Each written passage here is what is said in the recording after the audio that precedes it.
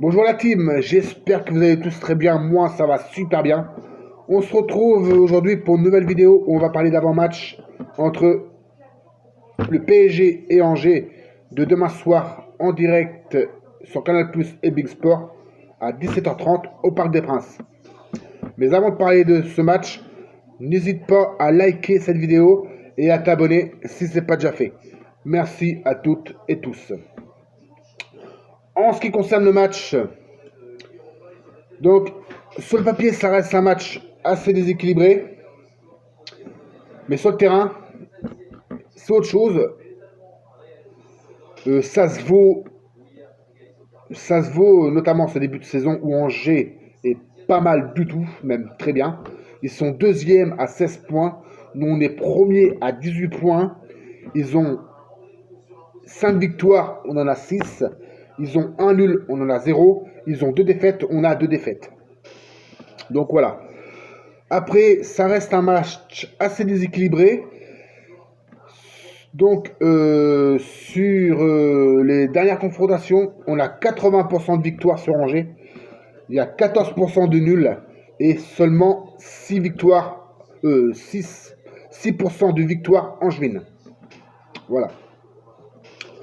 En ce qui concerne ma compo probable, moi je vois Keylor Navas dans les buts. Arrière droit, Thomas Meunier. Arrière gauche, Juan Bernat. Comme on dit, on change pas une équipe qui gagne. Défense, c'est là où pour moi ça va changer un petit peu parce que je pense que Thomas Tuchel va faire un petit peu tourner. Défense à la place de Kimpembe, Diallo. Et toujours notre capitaine Thiago Silva. Voilà pour la défense. Milieu de terrain, Verratti, Marco Verratti, je pense qu'il sera titulaire. Idrissa Gueye. Et c'est là où il y a un petit changement. Ander Herrera à la place de Marquinhos. Moi, c'est ma compo à moi. En ce qui concerne l'attaque, donc je pense que, je reviens au milieu de terrain, je pense que Idrissa Gueye, vu qu'avec l'entrée de Herrera, je pense qu'Idrissa Gueye jouera plus en sentinelle numéro 6 et Idrissa Gueye sur un côté avec Verratti.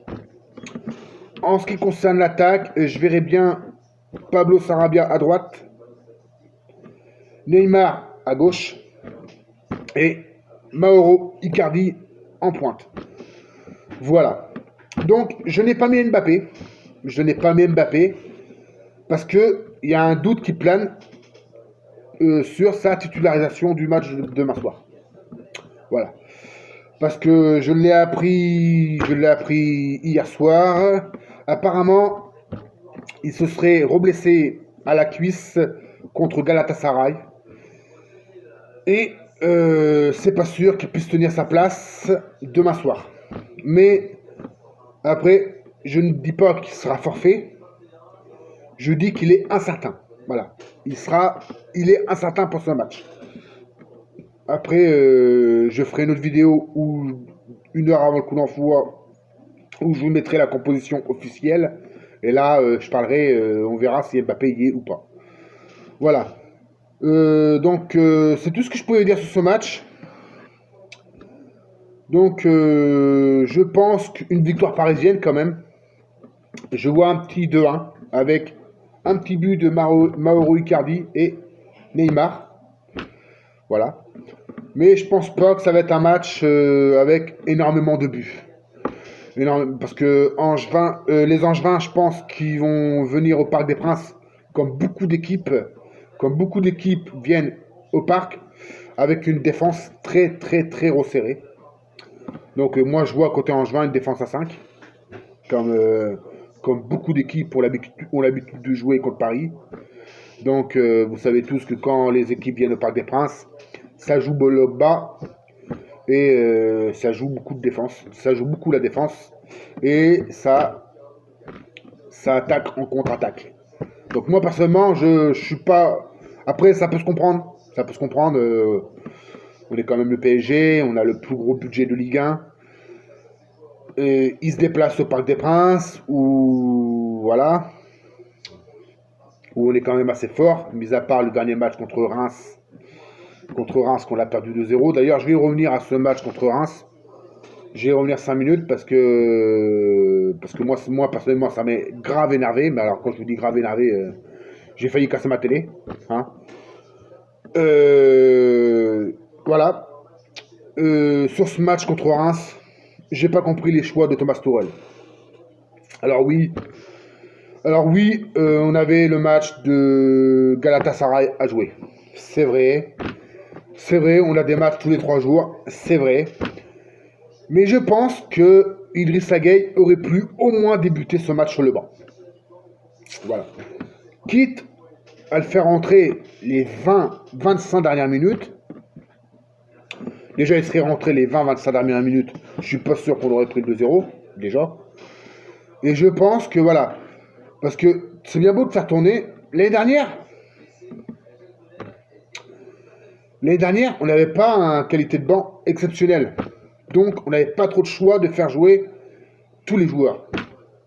Mais cette année, avec la qualité de banc qu'on a, notamment les recrues, on peut faire tourner pas mal. Donc, qu'ils fassent tourner, ok, mais qu'ils mettent ceux qui sont titulaires habituellement sur le banc. Voilà. Et qu'il faut rentrer ceux qui ne jouent jamais sur le terrain, comme Kurzawa, Leandro Paredes, Eric Maxime Choupo-Moting, et voilà quoi. Donc, mais voilà, mais moi je pense que demain, Di Maria sera au repos, Marquinhos sera au repos, je pense que Kimpembe sera également au repos. Et devant, donc voilà, moi je vois cette composition d'équipe. Donc voilà. Donc c'est tout ce que je pouvais dire sur ce match. Donc je vous donne rendez-vous demain sur les coups de 16h. Ouais, à peu près sur les coups. Je vous retrouve demain sur les coups de 16h où je mettrai une vidéo pour vous donner la composition officielle de ce match, mais c'est un vidéo que vous verrez pendant le match, parce que le temps qu'elle soit en ligne, voilà. C'est une vidéo que vous verrez pendant le match, mais moi je la mettrai 1 heure avant le coup d'envoi. Voilà. Donc je vous laisse la team, je vous dis une très bonne après-midi, à bientôt et allez Paris.